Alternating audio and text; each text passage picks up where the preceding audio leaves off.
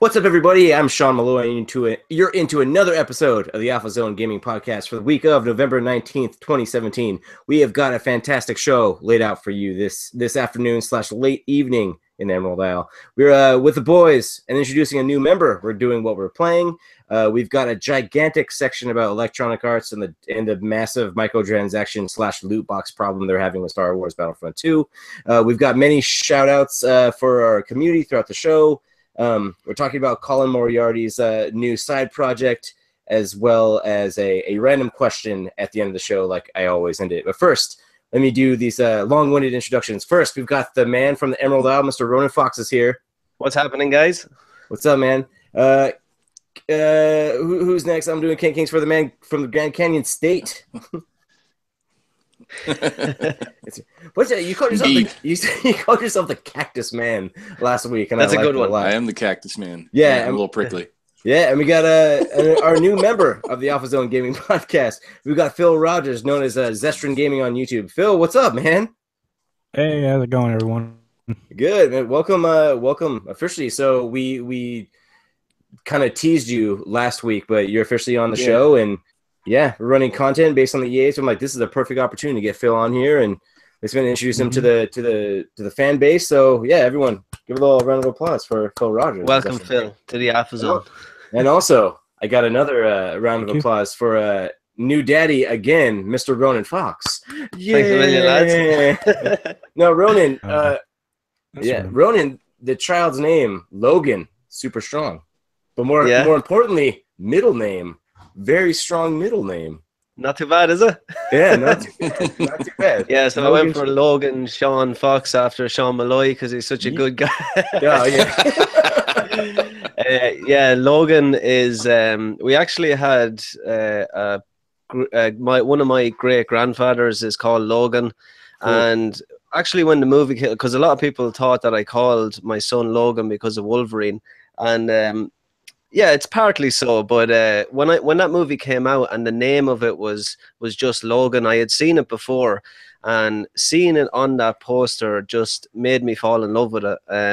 It's a simple name, but it's also strong, and it's very difficult to come up with, I think, boys' names. You know, you want to have this strong name, but you don't want to be too maybe common. I would have liked to name him after maybe myself if my name was a little bit stronger, but look, we went for Logan. It was a difficult choice, but super happy with it now because he'll make the name his own, just like our other son Nathan. And there's nothing really like creating life in this world. It's one of the most beautiful gifts you can be a part of. And again, nothing prepares you, even if you've done it once. It's still a roller coaster ride until the child is born. And yeah, mother and baby are doing fine. So thanks a million for the well wishes. Context is hilarious. Am I at work? I'm doing something the day the baby was born. We're talking about games on the Facebook, like the Facebook chat. And all of a sudden, Ronan goes dark for like 35 minutes. And then he goes, oh, something else happened. I'm like, what the hell were you doing in these 35 minutes? The baby was born. Waiting around. Believe it or not, buddy. I have a group as well. We call ourselves the the Jedi Council. Nice. On Facebook. It's just a group of my close friends, and we actually had a 3-hour conversation about the new Lord of the Rings TV show that's going to be coming out, and what we think it's going to be about, what characters are going to maybe return. And next minute it was just a picture of a kid, and the guys are like, that is just true Lord of the Rings fandom right there. It's just, and really it's just a case that the guy is just brushed to the side and you're just waiting around until you go into the operating theater. And it's just a lot of waiting around. So I had time to talk with you guys, and me being able to talk about stuff that I'm passionate about made the time go by a little bit quicker, because it is it's nerve-wracking. It's a serious procedure. As long as mom and baby are okay and Nate's good. I saw you post another picture of Nate rocking some Sonic, like standing next to his baby brother, so that was cool. So welcome to the world, Mr. Logan Sean Fox. Welcome. And with that, we will. I'm going to get one of these super cool plugs out of the way. First of all, we want to give a shout out to EliteGamer.com. Dara Hardesty in Ireland. He's a fan of the show, a big supporter of us and we are a supporter of him. So Dara, please come on the show, guest with us, chat with us, vibe with us, love with us, game with us, and we'll have you. And he's actually setting up a Christmas stream where he's after inviting some of the biggest YouTubers and myself. Not that I'm comparing myself to some of the biggest YouTubers, but he's after inviting us down to, I think it's his home place, where he's got a couple of systems set up, and he wants to do a charity Christmas stream. So I'll get more details on the date on that one for next show. Yeah, but again, that's elitegamer.com, really big in Ireland, and also huge gaining ground in the United States. So congratulations to him, Dara Hardesty. And with that, we're going to get into what we're playing. Ronan, you wanted to plug, you mentioned you're playing Rainbow Six Siege, first off, but you mentioned something to the side of that I actually want to touch into. Stranger Things on iOS. The game came out, what, like 6-7 weeks ago? Like right before the show, and it caught storm. I have it downloaded, but I haven't fired it up. So give me the lowdown. Stranger Things on iOS. So I downloaded it actually this morning when I went into the hospital. My son and my wife were sleeping, and I was just flicking through my phone, and I sometimes just hate flicking through Twitter because it's endless amount of information. And I went on to the App Store to see, is there anything here? And I seen something recently about the Stranger Things video game, and I said, look, I'll give it a go. It's free to play, and let's do it. It's hard to describe what sort of style it is because it works so well on iOS. I would count it as maybe a point and click adventure game with action in it as well. The art style is very much old school. It's that pixelated graphics. It's beautiful actually, and it works really well in Stranger Things world. I jumped in, and first of all, you're using, I believe his name is Hopper. Is that right? Is the cop? The sheriff, yeah. Yeah, the sheriff. So you're using him, and it is based on the first season, and it talks about the four kids are gone missing, and you're investigating, and each level you go through is a different area in the Stranger Things universe. It's brilliant in the sense that there's so many different elements of gameplay that you use. There's taking down enemies with this giant fist. This fist will come out and smash them. You can use a gun. There's puzzles that you have to try and complete. And for lack of a better word, this is the way free to play should be done. Nice. It's absolutely glorious. It's a taste of things to come later in the show. It's glorious, and I would ask anyone that's even interested in the show, even if you're not interested in the show, it's still a very, very tight, solid game. That's the one thing I was hearing was I was talking to a friend of mine who doesn't watch Stranger Things, doesn't interest him whatsoever. Like he doesn't get the appeal of like 80s aesthetic and has no like callback to Stand By Me, but he started playing the game. He's like, oh, you have to check it out. And so if it can hook someone who doesn't even care about the show one way or another and get them, so I'm pretty sold. And there's two options at the very start. There is, I think, modern and classic, and both are difficulty settings. So the classic is obviously you get a certain amount of lives and then you die, and then you get kicked in the dick over and over again. And then the other, exactly. And then the other setting is a more modern, where you can get continues and stuff, or save in an area where you are. But I can't wait to continue to play that thing because it's very intriguing. It's gorgeous. It's that pixelated style that's just beautiful, that works really well, and it runs perfectly on the iOS. I like that. I like hearing it. So yeah, there you go. We got a thumbs up for Stranger Things on iOS from Ronan. Phil, you also have something just totally out of left field. Kent and I are going to talk about something like the same. So you've been playing Sonic Forces. Go ahead, tell the people about it. Yeah, I picked it up mostly because it was just different, platform or whatever. I haven't played many Sonic games. Like I played like the classics ones back in the day, and then I played, in terms of 3D ones, I played Lost World and Wii U, and I liked that one. And I thought it looked similar, so I'm like, I'll play it. And I was kind of slowly playing through it, but I have fun with it. I mean, it's not the best game ever, but it's a solid platformer. It's got some frustrating controls, but every Sonic game does. Sega seems to cannot figure that out, but so. I don't know. They haven't figured it out since like Sonic 3. They're like, no, dude, just throw it away. We're gonna put them in 3D. It's gonna work Yeah, ever since they went, it was the first Sonic Adventure. It's all just been kind of clunky, but they've sort of fixed it a little bit here and there. But I don't know. I had a lot of fun with it. Like I'm still going through it. The platinum seems pretty easy, so I might try to platinum it. But yes, Phil. Now we're talking platinum trophies. Get the money. Now we're give me paid. It's a very minuscule amount of money you can get from it. Hey man, I'm almost hitting level 30 on PSN right now, so I'm getting close. I'm getting close. So no, that's cool. I think I'm like 26, 27. I don't know. Yeah, nice. So I have a question about Sonic. So first of all, do you go the route where do you have to create your own monstrosity in the Sonic world, or is that an option? Yeah, you have to. The avatar, avatar character, as they call it, is part of the story. Okay. There's basically you place 3 characters in the game. You place regular Sonic, your avatar, and classic Sonic. Okay. And you can tell which is by the color of the level. And if it's dark blue, it's a regular. If it's light blue, it's classic. And if it's orange color, it's the avatar. Got it. Cool. And the avatar is actually pretty cool. He's got some cool mechanics. He's got like a grappling hook type thing he uses. Okay. It's pretty fun. That's awesome. Yeah.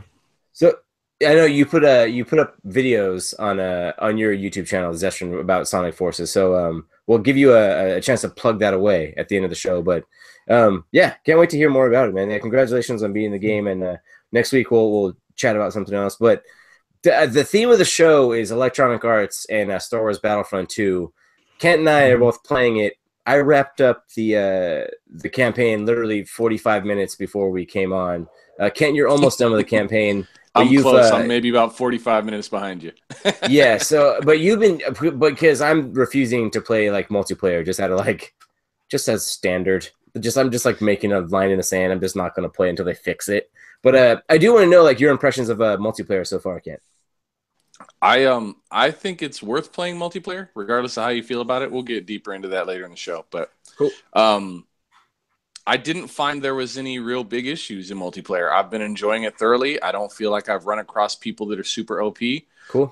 Myself and KG, who, if you follow the show, everybody knows is a friend of the show, someone I play with pretty regularly. Shout out, KG. Him and I run. KG is an extremely talented FPS player. I am not. And so him and I having the same experience in a game is especially a first-person shooter, is a little different. I did shift it to third person just because I felt like I wasn't getting enough of that kind of Battlefront feel to it. So I was gonna ask you, because like even with the campaign, you get like an option right off the bat. There's like your second prompt you get like when starting the campaign is like press down on the D-pad to switch to third or first person. And so I just immediately popped out of first. So how are you playing it? Mostly third? I played most of the campaign in first person. Okay. And I've played most of the online in third person. Interesting. I've since just lined them up. Like just within the last couple of missions, I decided I wanted to play in third person on the campaign to just stint.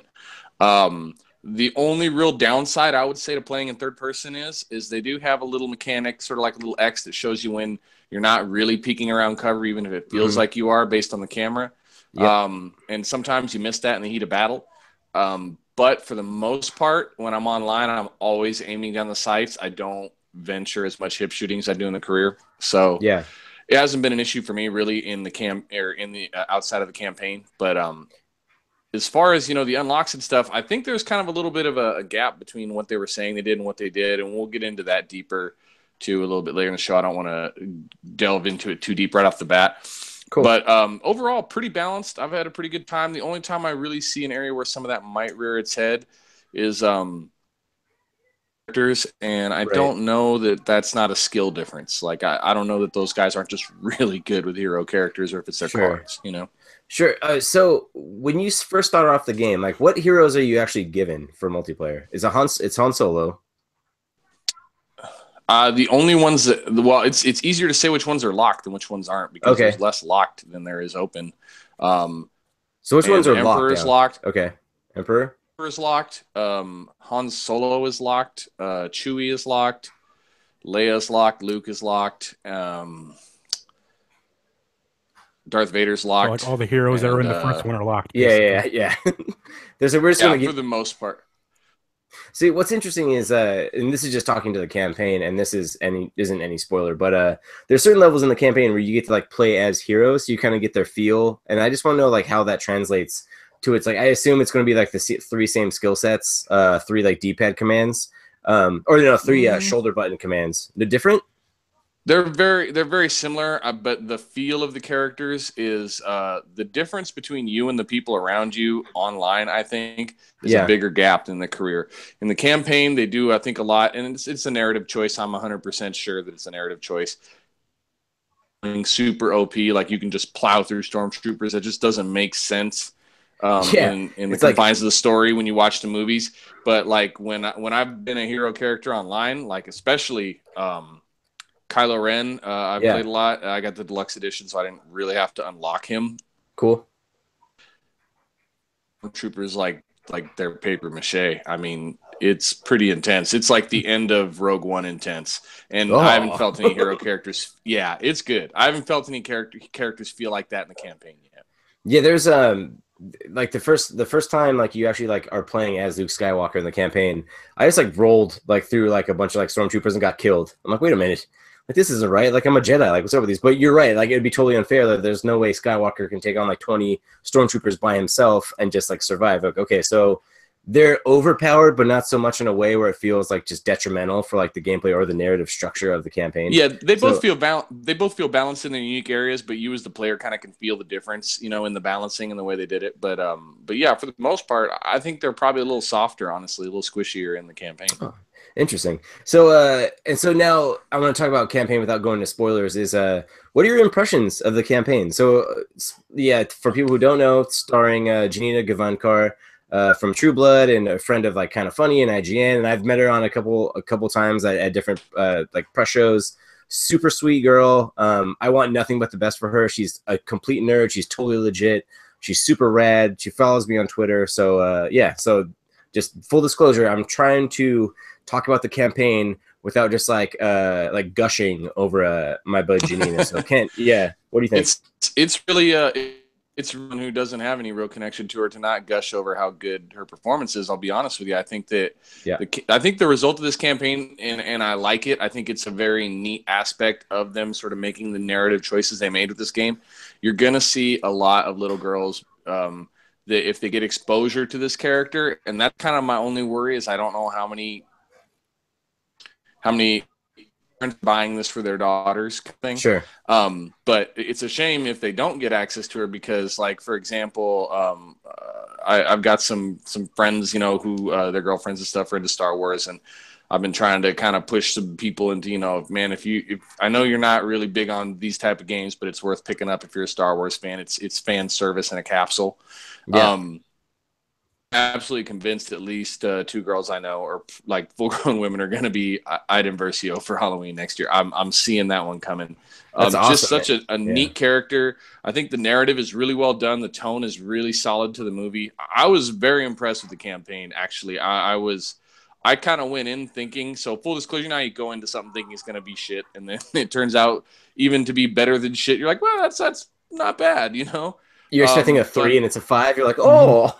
Look good, right? Exactly. Yeah, plenty of those. But yeah, but I think it was a little bit better than that in this case. But I did go into low expectations. I figured because being someone who played the first Battlefront and was kind of critical of player content was, even though I think it was a little reasonable. People expect that to put it in there and not put it in there whole hog was kind of weak too. It's really well done. I really like it. I mean, it feels like it belongs in the last six movies that have come out, not anywhere really in the first 3, despite having a lot of stuff from those movies and paying good fan service to that. But tonally, it feels really at home in the last 6 movies. Yeah, I'm trying to figure out like ways to talk about the campaign without spoiling it. So, going into it, you knew that it spans it spans what Return of the Jedi all the way to events of The Force Awakens, right?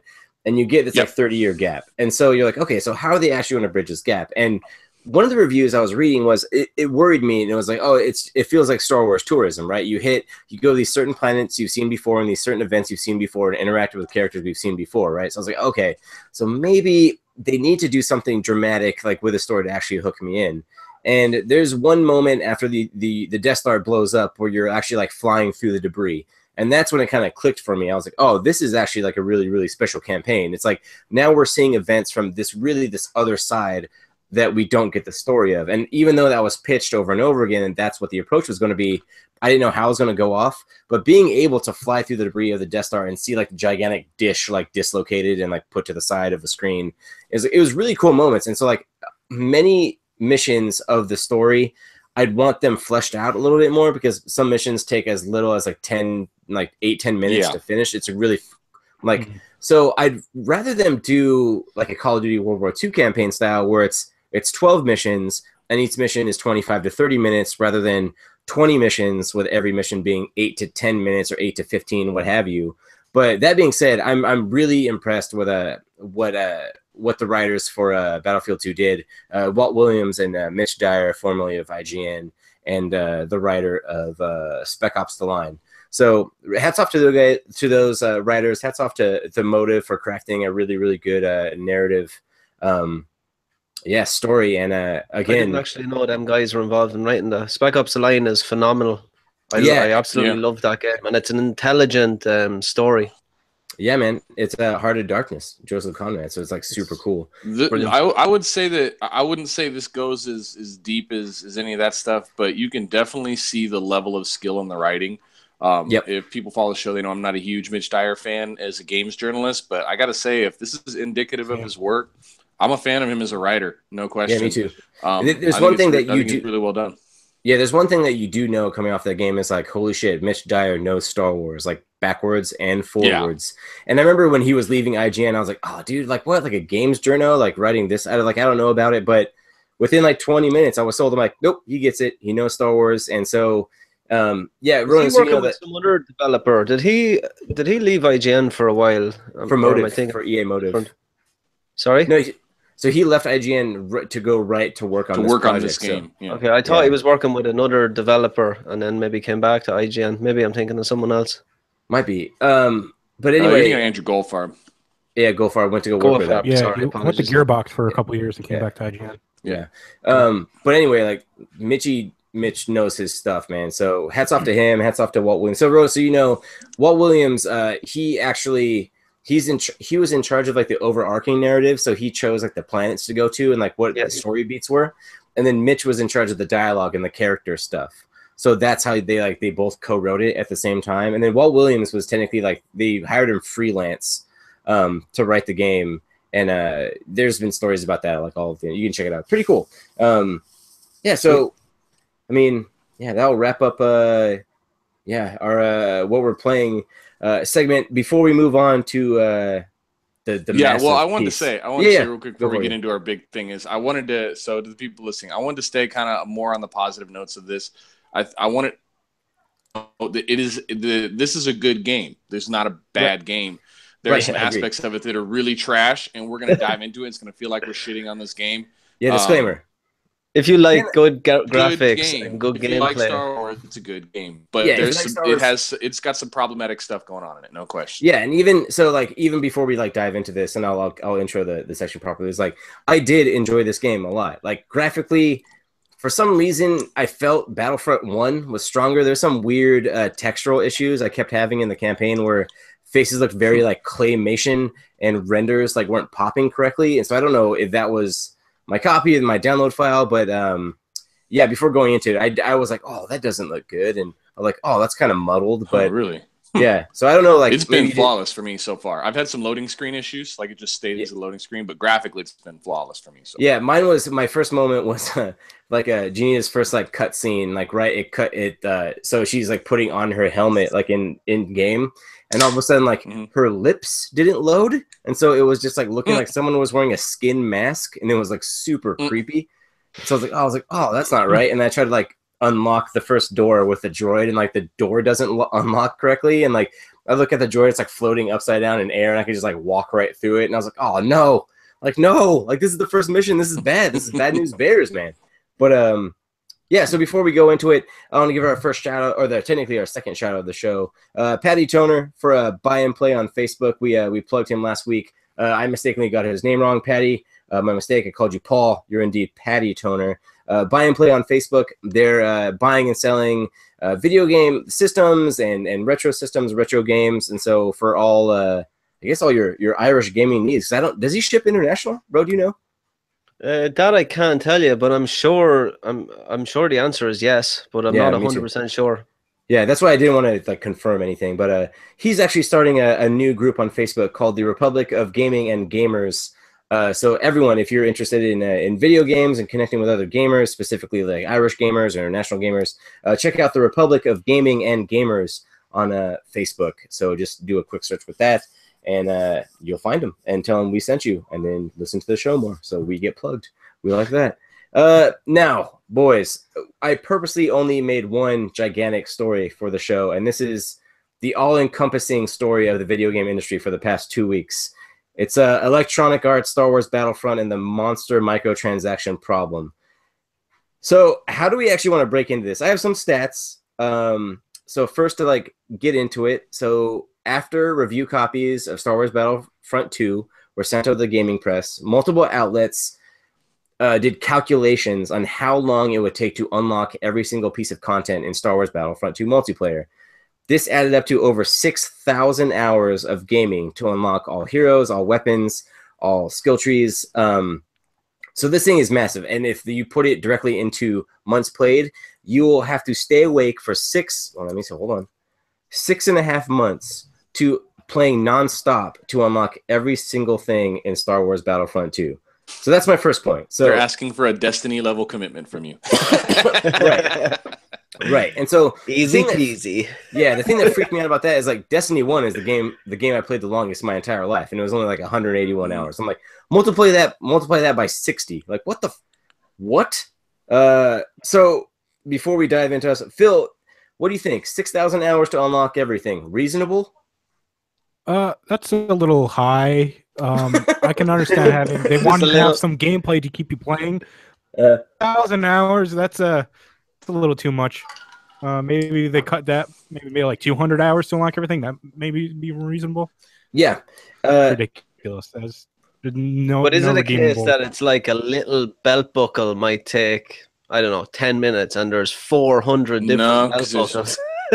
Nothing really like that. Yeah. But I will say, you know what I would like to see as a comparison, because I have now played this and I've played Battlefield 1 online pretty extensively. And then I play this and I feel, at least the way that the content's coming to me, I feel like I'm progressing quicker through Battlefront 2 than I was Battlefield 1 as far as unlocks go. Oh, interesting. And so I would be very interested to see how this compares to the unlock rate of other DICE games, because DICE games are, I think one facet that people have forgotten is that DICE games are notoriously slow at progression. Like, they really drag you out. You know, I know people that still haven't finished all the content from Battlefield 4. Yeah, see, my big issue with it, and it's granted I didn't play a ton of hours of Battlefield or Battlefront 1. I'm not playing any multiplayer hours of Battlefront 2. But the one thing I was hearing in several interviews were one of the big pieces of outrage that I just think is complete bullshit is if you select your class in the game, let's say you want to play an assault class the entire time, when you start unlocking stuff in game, the chances of getting something else for your assault class is completely by chance.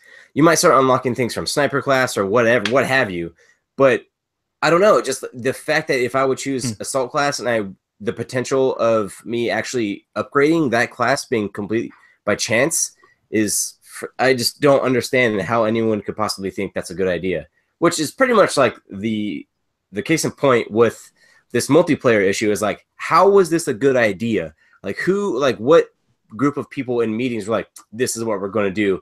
Fans are going to love this. And it kind of seems... I think you have to look at the past couple of games that came and had this in. I mean, if you want to take EA, FIFA has been doing this for 6 years, where it's a case football, FIFA Ultimate Team, you can buy packs or you can progress slow, win games, gain a little bit of money to buy packs, or you can just, throw a few quid in and get the packs.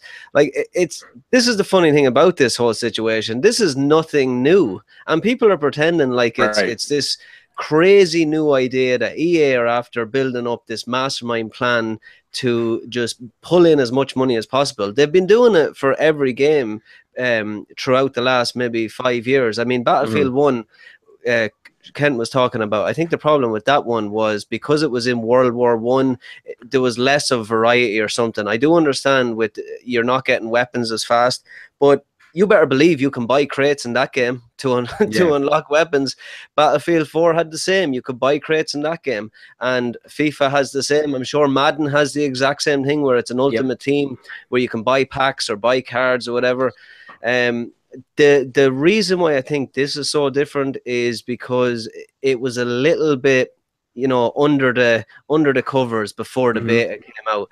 And when the beta came out, and I played the beta, and let's bring it back to gameplay and graphics. The game is fucking flawless. Like I have a video up on the YouTube where it's a space battle, and I end up flying through a destroyer, and it was just one of the best moments ever. I was only playing the thing for 5 minutes, and then I heard that, you know, there was this case where, and this is where it all changes, is where someone can go out, buy a pack, and be better than me online. And I think that's where people get so pissed about this aspect, is because it's win. In theory they can be better than you online. In theory. And that, like, the way it is, I've been in games where this is a case. I've been on, you know, PC games where it's free to play, but the guy that's paying for it is better than you. And that's fair enough. If I'm playing a game for free and some guy has put money into it, you can't expect not to be better. Sure. But the fact that you are going out spending 60 on this game and the guy over there spent another maybe 20 quid, and in theory I think it is a case because you can get boosts to your characters which make you better than the next guy. And I think for me that's where I kind of fall at it, because I'm not hating on EA or anything. They've been doing it forever, but it stopped me from buying the game because I think it hits a little bit of balancing issue online. And I don't know. I like balanced gameplay online. I don't like this pack opening to get this plus on a gun or get some heavy armor, or you know what I mean. That's where I think it fails for me. Yeah, another one of my issues with this game is the entire notion of like a pay to win. And again, wasn't it last week we were discussing this like very briefly, and I brought up Overwatch, where we're fine. Like I'm fine with paying money to change my aesthetic, the look of my character, but that's where it needs to end. Like, do not doesn't affect anyone else. It doesn't affect anyone else. We can definitely get to that aspect of kind of there's some of that involved in this too. But so they made a change to this game, and because I bought the in it pretty early, and me and another friend had this experience, and I wished I had been like recording or streaming so that I could, because I've had a bunch of people tell me that didn't happen, but I shit you not, it happened. Before they changed the way the loot boxes drop, you could get purple items, which are the highest tier items, randomly in loot boxes. In response to all these people complaining, they pulled that out, and so now you can't get those. But in the first couple hours of playing, me and a buddy both had the same experience, that we had a couple of those purple items drop in loot boxes that we had picked up just kind of randomly. That aside, I think had they left that system intact, people who actually played the game would probably not feel like it was that big of a deal. Yeah. That aside, I don't feel like when I encounter these people, they still blaster. I mean, they don't. They're not super powered with these abilities. And I think when you're playing the larger modes, I could see where heroes versus heroes it would be a problem. But I find I almost have a hard time getting matches in that mode. Interesting. I think that I think Ronan brings up a good point, especially when he brings up Ultimate Team, because people have sort of clamored for Ultimate Team, have a way to do this. And the reality is Ultimate Team, you're paying to win. I mean, and no one seemed bothered by that in those games. And I think the bigger issue here is it's a different group of people. I think you have a group of people who are buying in large casual and who are buying in large a little afraid of getting their asses handed to them already when they jump online with these kind of games. But you also have a secondary game in FIFA where you don't have to go to football to Ultimate Team. You can play just a normal online session where it doesn't get affected by money. There's no backup on Battlefront. Yeah, and I was getting to that. I think that's another issue that they don't tier off those players, right? They don't give those casual players a place to hide out from that kind of behavior. The idea that somehow, like the giant evil empire, I mean, they might be. Their practices ain't that great. They're a big corporation. They own a lot of stuff. They do a lot of grimy things. That's what big corporations do, because at the end of the day, you've got to make money, and you've got a board you've got to serve. And I don't think people who have never really encountered that environment in a workplace understand the degree to which a board kind of pushes decisions in directions you may not want to. Even people at the top of the company, Patrick Soderlund might want to make certain decisions. He's not allowed to do that if the board doesn't approve it. If the board doesn't like it, he could be out. Speaking of, people ignore that aspect. Yeah, no one knows how business works and claim they do. Yeah, totally. I'm sorry. You feel to say that again? I said no one really knows how business work, and then everyone claims they do. Yeah, right. Exactly. It's just like, it's and so when you bring up Patrick Soderlund, Ken, and I do want to bring up his Reddit quote that became the most thumbs down, or I forget what the verbiage of this ever. Most downvoted comment. Most downvoted. So I'm pulling this directly from Reddit. Quote, regarding the microtransactions. Quote from Soderlund: "The intent is to provide players with a sense of pride and accomplishment for unlocking different heroes. As for cost, we selected initial values based upon data from the open beta and other adjustments made to milestone rewards before launch. Among other things, we're looking at average per player credit earn rates on a daily basis. We'll be making constant adjustments to ensure that players have challenges that are compelling, rewarding, and of course, attainable via gameplay. We appreciate the candid feedback and the passion the community has put forth around the current topics here on Reddit, our forums, and across numerous social media outlets. Our team will continue to make changes and monitor community feedback and update everyone as soon and as often as we can." End quote. So my next question I want to throw out to the panel, I'm going to start with you, Phil, is how do they actually fix this? Because now it's not just a gameplay problem, it's a optics problem. They're now getting national media coverage, not just within the gaming market, of how shitty this really is. I don't really know how they could fix it. I mean, I guess for the players, they can just completely rework it so none of that is really in there anymore. They can just change it so you just earn an in-game currency, credits, whatever you call it, through playing matches, or through experience, and then you can buy that. And then maybe they can take out the pay-to-win aspects and just make it so if you don't want to play a certain amount of games, even if it's not that much, but you can play $10 to get a credit pack that's ahead to unlock certain characters or costumes, but nothing that affects gameplay, just cosmetic stuff, really. Right. I mean, Overwatch does that. Rocket League does that. So many other games do that. And I think that's really the only way, but I just feel like they're never going to live this down. Everyone's just going to be making fun of EA forever, really. Totally. Ro, how do they fix it? I think the biggest problem that Battlefront 2 has in this sense is, I think, because they scrapped the whole DLC format that DICE usually has in their games, where an expansion will come out. Yeah. You'll feel like you've gained a shit ton of stuff. And yeah, it was always expensive. I think it was a game on top of a game. Was it like another 60 quid for the season pass? Usually with DICE? It was 50 for the season pass last go around, which was a pretty big letdown. It's pricey, but they stopped doing it this time around, and I think it showed that people used to give out about the price, but they never used to give out about the amount of content that you were getting in those packs, especially when they're bringing out new maps, new guns, and everything else. I think Battlefield 4 is where I'm going back to. Any of the DLC that was released for that thing was great, but I don't know how to fix it. Again, it's a game that can continue to be updated. If they can take microtransactions out like that, I mean, they can do anything they want. And I think by taking out the microtransactions, it gave the gaming community, I don't know, a sense of power. The fact that this is such a massive company and we as gamers didn't like it and they stopped it. And I think you have to give them credit as well. They didn't just turn their nose and say, we're going to leave it in there because people are going to buy it anyway. And people would have bought this game and would have spent money on it's Star Wars. Yeah, Star Wars. Yeah. Exactly. Regardless of how many people complain about it, it's still going to sell like absolute wildfire. So you have to give credit where credit's due. I'm happy they took it out, but they also said that it was temporary. So I'm hoping it's not a trap It's a trap, is what I said to the guys. It's a trap.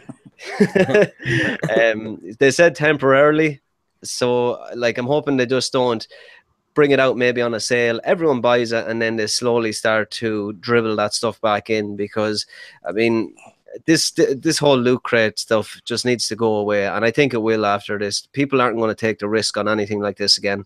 Like, imagine if this game was a franchise that nobody give a crap about. The company would go under, sold, and you'd never hear about it Evolve. Again. Yeah, exactly. It would be Evolve again. I think because people have completely forgotten how terrible the DLC model for Evolve was, and that's what tanked it. Yeah. What were you saying, Phil? I was saying, I think because it's a Star Wars license and it's EA, which is one of the biggest publishers, that's why the story blew up so big, and that's why so many people cared. Yeah. But if it was a game that a new IP or a publisher no one cared about, this wouldn't really, it would been some articles here and there, but it wouldn't have been a national news story. Sure. Yeah. No, it had just died quietly. Yeah. And so it came out and did its thing and whatever, you know.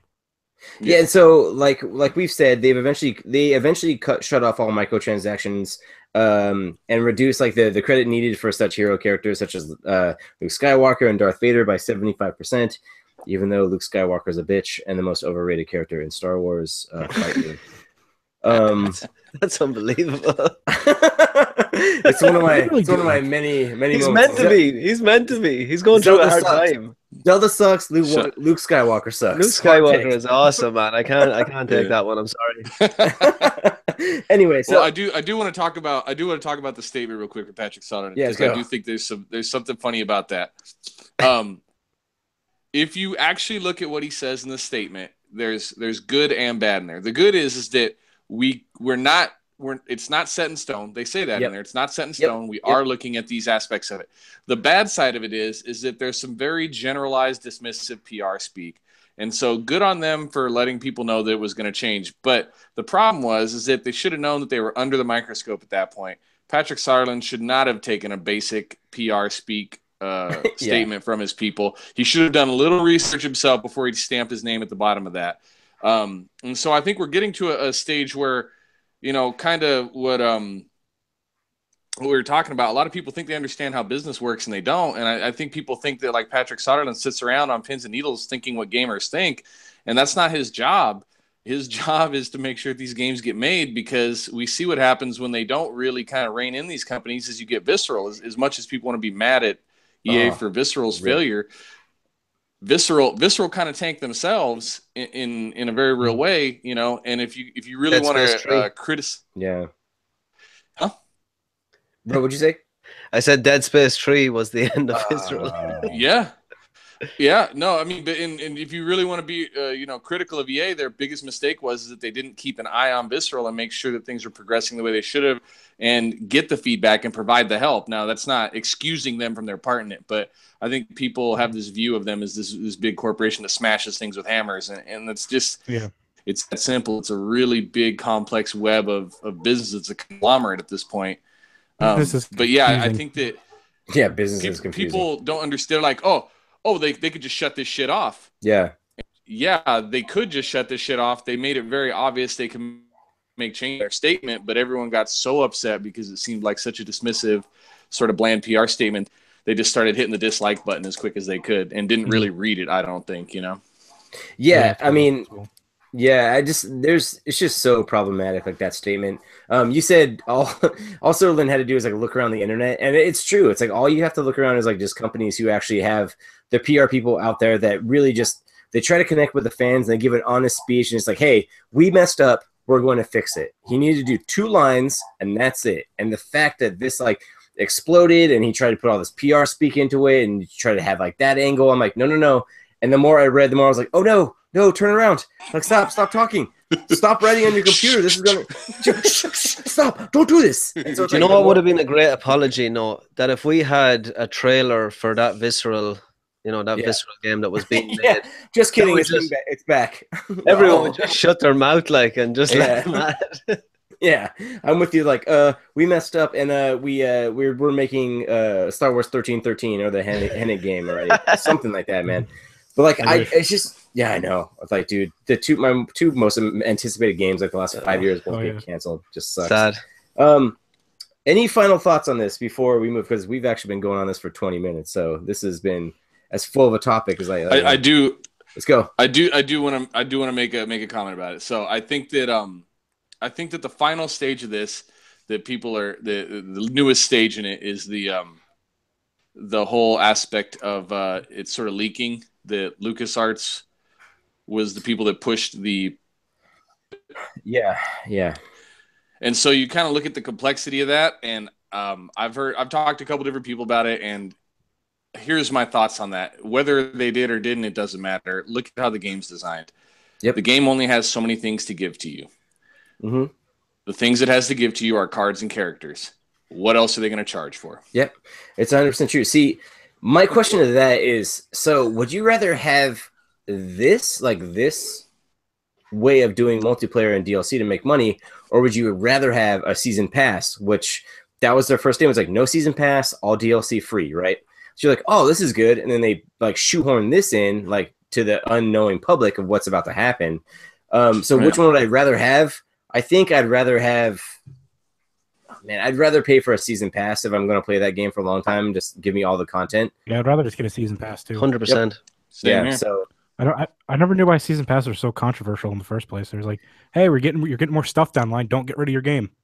Yeah, you don't have to buy it if you don't want to. I'm trying to remember the first time a season pass was really controversial. It was like Arkham Knight, right? Because they Call said of Duty. Call of Duty. I just remember the Arkham Knight one was like four packs, but they like refused to tell anyone what was in any pack. Yeah, I bought that. Well, but that's the big problem with season passes, right? Did you? Yeah. They don't tell you. They don't tell you what you're going to get, and so that's kind of the split on it. Is I do prefer the season pass model when you tell me what I'm going to get. 100%. You never know what you're going to get. Yeah, you're going to know what you're going to get.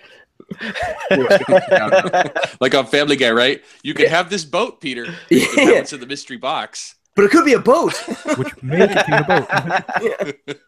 It's like the same thing, man. So my other one of my last like thoughts about this is there's some people that are going to call it a mob mentality. There are some people that are going to call it like the voice of the people, whatever. But I do want to address that this is one of these like really polarizing moments within gaming, and it might be because of like the political climate in the United States right now, the world, what have you. I'm not about to like jump into that.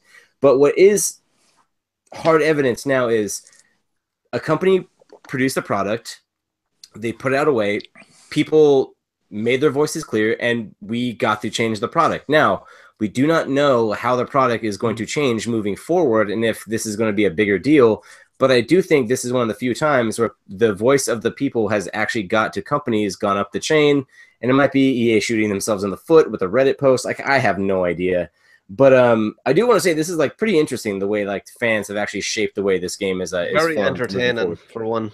Yeah, it's more entertaining. So it's definitely been the water cooler moment of the internet for at least 2 weeks now. 2 weeks, yeah. And see, for me, it's like the memes are strong with this one. Yeah. For me, what's crazy is like, and you guys might agree, you might not agree, but for someone who isn't like fully tied to this franchise, I didn't pre-order it. I was always just going to play the story, and that was going to be it. Seeing this develop from the sidelines is something that's just like really, really interesting just to see moving forward. So I had no emotional like resonance with it. I'm just like, whoa, this is kind of crazy. Like how people are changing. EA is like constantly just messing up. LucasArts like now like start leaking like, oh, maybe they're the problem. So interesting times we live in, boys. Interesting. But you got to look at the actual product as what we look at it. We go to the movies to enjoy a movie, and The Force Awakens was phenomenal. Battlefront 1 is, it was an unfinished game, but I think it was in a rush to get out before that movie. Yeah. And Battlefront 2 is, again, it's everything that I ever wanted in Battlefront 1, but they've messed it up with core elements of the game that it's silly, like, but if you want these games to play and have fun with, there's actually no better game out there. There's no better Star Wars game that you can have fun with. There's no other option, man. And that kind of points out something that I think that in all of this sort of polarization that we forget, there's a big aspect of it that we forget because we're knee deep in at the very least observing the game industry and keeping our eyes on it and sort of tracking it. I pre-ordered this game when they announced it. I knew I was going to buy it. This is like this game's almost like Call of Duty for a lot of my friends. Sure. A lot of my friends that are Star Wars fans that are casual to medium casual gamers. Destiny Destiny because that game's a scam and it's trying to take your money because they've heard other people who are casual gamers say that. But then they're in on this day one balls deep because it's Star Wars and they love Star Wars and people have played the beta and said, oh, it's awesome. And so there's sort of this disconnect between the vocal centers of the gaming industry and the buying public at large. I think that people need to remember that, you know, for as much as EA does some shitty stuff, EA kind of turning the switch off that quick is pretty impressive because, as we said before, like they could have just sat back in their chair and let the money fall on them because people are going to buy this game whether you like it or not. It's Star Wars. Yeah, man. They hit that ripcord real quick. So I mean, hats off to them. So really impressive stuff. With that, I'm going to transition to the random question at the end, which might have to do with this. Spoiler: it does have to do with this. But before we go to that. Alpha Zone Gaming Podcast also wants to give a shout out to the 8-Bit Gaming, all the guys over there. They've been with us. They've been rolling with us for a long time. Ronan took part of the 8-Bit Gaming Expo. So really everywhere, all corners of the internet. Check out 8-Bit Gaming, 8-Bit Gaming Expo coming later. They're expanding that. All those guys are great, great dudes. Ronan, any specific shout outs you want to give? Because I know you have a very close relationship with those gentlemen. So Graham Moore, he was on the show before. Yep. Paddy Toner is he is a part of that company as well. Shout out to him. He's actually rocking it in Ireland at the moment. And just those two guys are kind of the head runners that I've met anyway. So cool. Best of luck with everything in the future. Yeah, good luck to those guys. And now the random question at the end also has to deal with Star Wars. But we can talk about favorite Star Wars movies all we want, but I want to ask you guys, what is your favorite Star Wars moment of any part of the franchise? You can go film, you can go games, you can go Clone Wars television shows, you can go comics, no matter what. What's your favorite Star Wars moment? I know what it is already. Oh, yeah, Kent, start us off. You know what, man? It's a pretty new moment, and I'm sure that'll upset some people, but as someone who watched the movies as a kid and then later got into the novels and read a lot of the novels and kind of very enthralled with Vader was in the novels and this kind of imposing character, and where he promises that in the original films, but they never quite realize that vision. The end sequence of Rogue One, where he just mows through people, is hands down my favorite Star Wars moment. Like, I mean, I could just put that on loop and every time my own rings that could play. Like, I love that moment. That's a great choice. Bro, what about you? I'm going to go with a modern one as well. Just because I love The Force Awakens. I thought it was everything I wanted in the Star Wars movie. A New Hope is probably my favorite Star Wars movie, and The Force Awakens has a lot of the same characteristics, but blew me away, to be honest. And I can't wait for The Last Jedi. But my favorite moment in that movie, because it's the most recent one I watched, is when we see the Millennium Falcon for the first time. Just the moment where they're running across the sand and they look and he says no, exactly that moment, and then she takes off, and the whole sequence after that where she's flying around and just going through the desert, it's phenomenal. And seeing that in the cinema, it was hairs on the back of your neck stuff. Yeah, definitely. Phil, what do you think? All right, it's gonna be a little controversial because I actually kind of like the prequels. Okay. Whoa. I think man. My favorite part is from Revenge of the Sith when Obi-Wan and Anakin fight each other. Great. That is a good one. That battle is just epic. Like the music and the choreography in that, it's just awesome. The music is phenomenal, even in them prequels. And I'm not a huge fan, but the music is so good. Yeah. That's when they start like interspersing like Duel of the Fates with like the new John Williams like rip and stuff. And I'm like, oh, this is like really good. And I remember seeing that, and that was like the first Star Wars movie. So this is like a tangent. This is not my pick, but I had like this making of book for Revenge of the Sith before the movie came out. So I knew like the opening like waterfall shot where they bend over backwards and you see like Coruscant open up before them. And I knew like going into that final fight with Obi-Wan and Anakin that the most moves a fight had up until that point was something like 203, I want to say the number was, and that movie itself, or that just like that fight, it's something like 3,000, and so you're like, holy crap, like what is this going to look like? And then it starts, and you're like, oh yeah, okay, this is why this is like lightsaber fighting, like for like the new generation. Good pick, like that's a solid pick. For me, it's, if everyone knows me right now, I like a big emotional storytelling in movies, and so this is again. I'm taking mine from The Force Awakens just because they did something like very fresh, very new.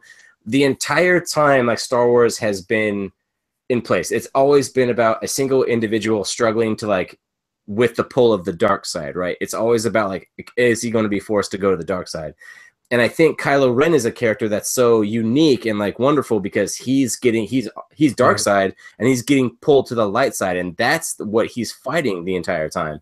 So the moment on the bridge where you see like the tears in his eyes and saying like, I don't know like what I want to do, and he's like just so like just confused over it, and then kills Han Solo. It's just like this gut-wrenching moment where you get like this emotional quality, saying goodbye to a titular hero, and like just pure anguish. And man, that moment was huge for me. And it's the way the scene was set up, you kind of knew what was coming, but when it still happened, I still like kind of jerked back, and I was like, oh my God. And so yeah, just it's a great pick. Star Wars is the best, man. Star Wars just fucking rules. And so we're I think we're 26 days away from Last Jedi. So it's close. Am I the only one that hasn't watched the trailer yet, Sean? I've only seen that one trailer, man. Just like 4 times. I got ambushed. I got ambushed by the trailer at Thor. Oh, you have to watch it in the cinema. Yeah. Yeah, I saw Thor, but I was really late, so I got there before the previews, or after the previews. So cool. Nice. So you still they sprung it on me. I was trying to avoid it as much as possible, although not as spoilery as everyone made it sound.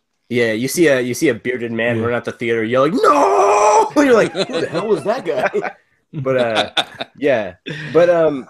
cool. So boys, I think that's a good place to end. We hit that hour mark right on the money. So let's wrap this thing up. Get on out of here. Enjoy the rest of Sunday. Ronan, it's Monday now to you, but we can enjoy some of Sunday left. So Phil, you're the newcomer. Plug away at whatever you want to plug. Yes. Okay, so there's my YouTube channel, which is youtube.com/c/Zestran, Zestran, and that's pretty much the main thing. I have Twitter, which is Zestran94. Cool. Yeah, I pretty much post on YouTube somewhat regularly, but I've been kind of delinquent with that here and there.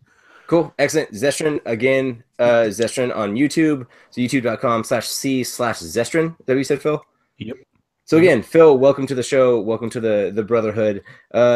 Kent, plug away. You know me, man. I'm always at Squirp, SQU1RP on everything. Let me know where you're from, how I know you. I got somebody try to add me just this week. If you're from the show, tell me, because I'm not going to add you. I'm going to say terrible things to you and assume you're a porn bot.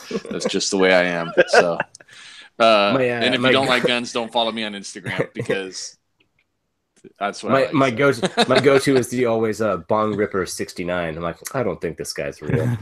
Actually, real quick, just as an aside, I'll share my favorite PlayStation name that's terrible that I've ever seen, and it was poop in the THA, poop in the urinal. No, that's good. That's a good one. Let us change our names. Yeah. Shoot, please. I can sense a new topic coming on the show, guys. I know we got PSX coming. Ronan, plug away. Yeah, so like always, it's the Alpha Zone Gaming everywhere: Twitter, YouTube, Facebook. What else do we got? Instagram. And I just want to give a special shout out to Cathal Smith, who shouted our show out on Mars FM here in Ireland. It is college radio, and there is about 14,000 listeners daily. Big thank you to him. He wants me to go on to the show. Awesome, thank you. Yeah, he wants me to go on to the show in the next coming weeks. So we're hopefully going to be having a spot there, and I'll shout you guys out there, no problem. So yeah, that's really it. Keeping it simple. For me, if anyone wants to follow me personally, I stopped plugging Twitter because who cares? On PSN, it's ADONAI. Adonai on PSN. Again, like Kent, please just tell me where you're from. I have like 3 ads. There's like, oh, I heard you. Or it's like, I had no idea who the people were. Ask questions. I heard you on iTunes. Cool. Speaking of iTunes, segue. Please, we are now on iTunes as Alpha Zone. What's it? Alpha Zone Gaming Podcast is our whole title. So search that up on iTunes. Like, share, subscribe, all that good stuff. But again, I end every show by saying the same thing. We were 3. Now we're 4. dudes from across the world who love video games and love talking about them. So we don't get paid money. We do it for the love of it. We get together, and being nerds for an hour every week is our fulfillment. For anyone who's giving us an Instagram like, a Twitter follow, an iTunes a listen, I want to thank you from the bottom of my heart. This has been a truly exceptional experience every single week. And like I said on Facebook last week, we've got big plans moving into our third year of podcasting together. That is totally insane. So again, for Ronan, for Kent, and now for Phil, my name is Sean Malloy, and you've been listening to the Alpha Zone Gaming Podcast. We are out.